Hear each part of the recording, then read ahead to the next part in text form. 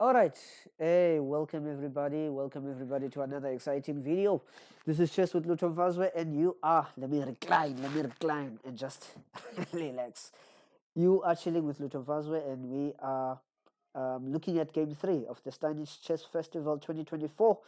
This is my game against the top seed player of the tournament. In fact, I would have said the championship section, but the championship section is the highest section of the tournament, so therefore it is the top seed of the tournament, which is Matvey Rogov.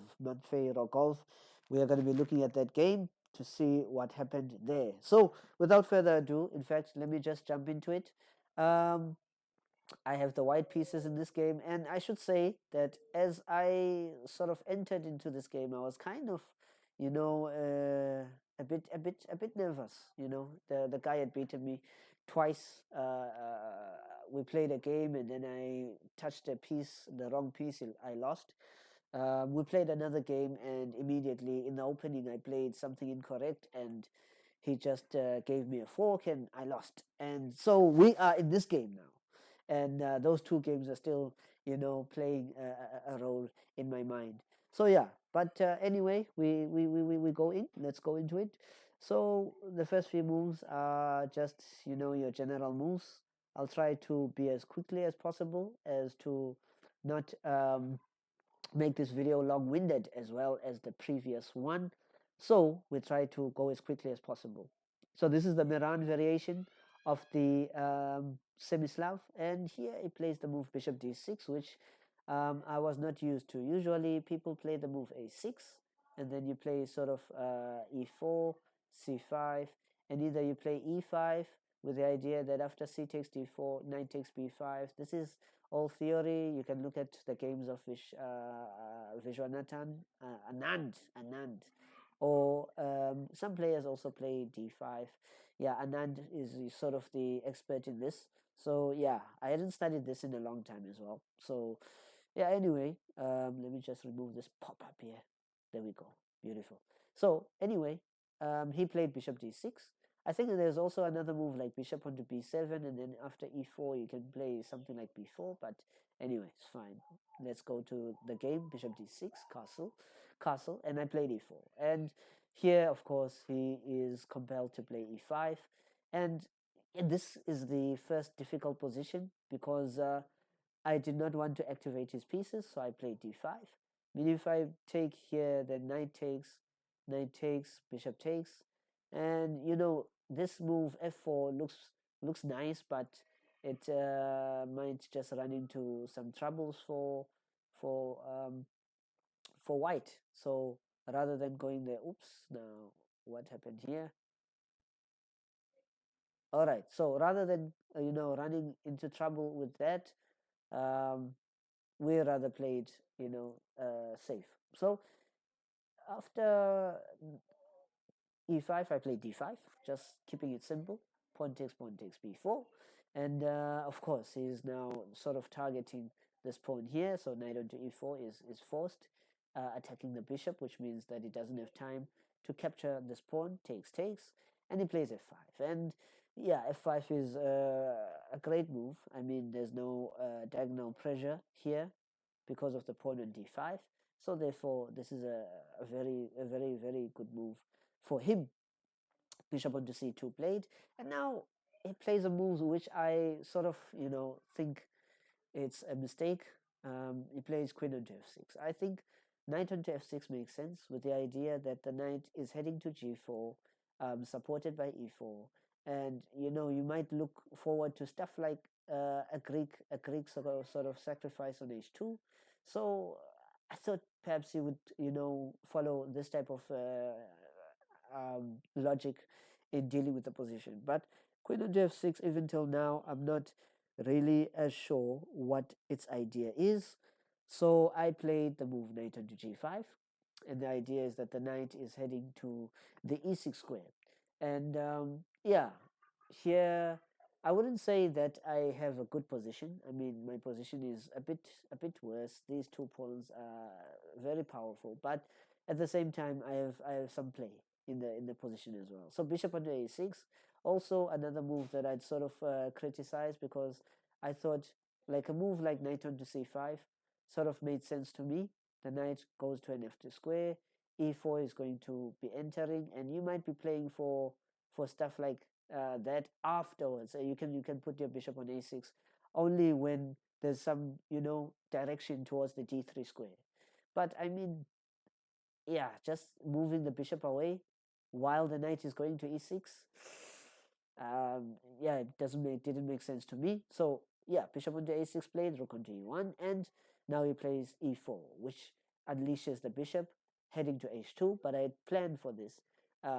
So yeah, queen onto h5 is played. That's the reason why knight g5 was played as well. I was looking at defensive resources against um, this move. So anyway, h6 is played attacking the knight. The knight jumps in, rook f to c8. Now, how to deal with this issue here? I played bishop onto b3. Um, yeah, going back with queen onto d1, it doesn't make sense. Bishop onto b3, yeah, it makes sense. And bishop c4 is played. So now he's looking to allow me to capture here so that he can get time to double the rooks. Of course, I'm not going to allow that. But in this position, I sort of took some time and I decided to play this move, which is bishop onto e3, allowing for the double pawns. But after the double pawns, I'd have a bit of pressure on the a7 pawn. So yeah, don't play queen takes b2. I mean, that's just losing on the spot. Bishop d4, and then after that, there's mating threats which cannot be stopped because the knight protects g7 and the bishop also attacks g7. So yeah, that would be just super bad from him. So anyway, he plays bishop e5. Yeah, this variation, bishop takes e3, pawn takes e3. Yeah, I think it's playable, but I don't think that it's going to offer my opponent much. Say for example a5. Yeah, I think after I control the open file, I can have compensation for the lost pawn. So I wasn't looking at I wasn't really worried about that position. So anyway, bishop e5, bishop c4 takes c4, and now I play a move which the engine doesn't like, by the way. Pawn onto b3, but I didn't know how to deal with this pawn issue here. I think perhaps a move like rook onto c1.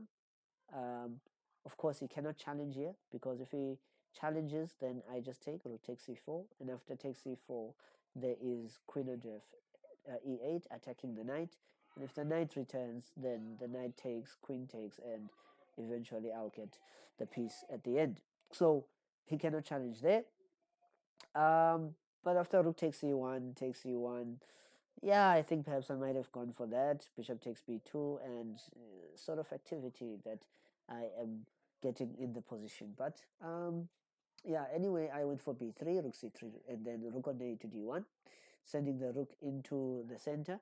Rook on f to c8, he doubles up, and I just, decide let's just gobble up the pawn. I can't see the reason why that pawn cannot be captured. He goes into c2, rook e2, and yeah, the game is just flowing nicely here.